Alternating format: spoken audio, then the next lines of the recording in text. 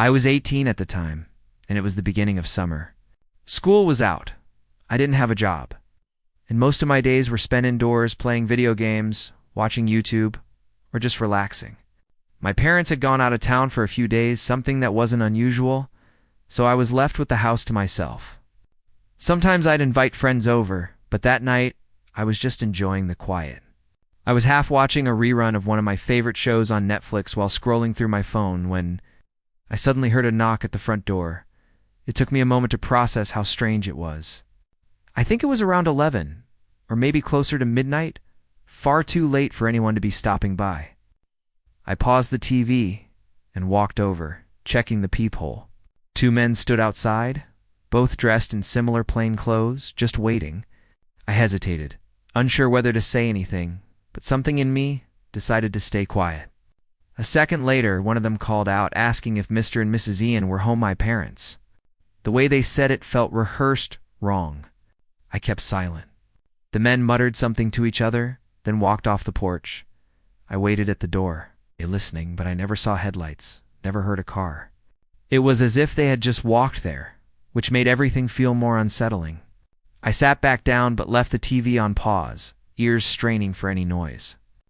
Sure enough, minutes later, I heard footsteps again, only this time they weren't at the front door. They were moving around the side of the house. My stomach dropped. I ran to the back window and peeked out just in time to see them open the fence and step into the yard.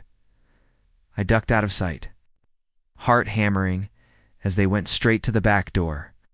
I could hear their muffled voices, then the rattle of the handle as they tried to force it open. That was when I grabbed my phone and slipped into the garage, crouching behind some boxes as I called 911, whispering into the phone, explained that someone was breaking in.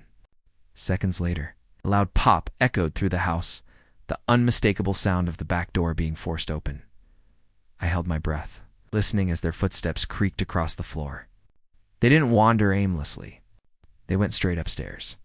A door opened, then closed, and then silence. 10 of the longest minutes of my life passed in absolute stillness, every second dragging on while I hid in the garage, waiting. Finally, flashing red and blue lights painted the windows. The sound of officers rushing inside broke the silence. I heard the men upstairs begin arguing before heavy boots stormed the staircase. One officer found me in the garage and pulled me outside as the others went up.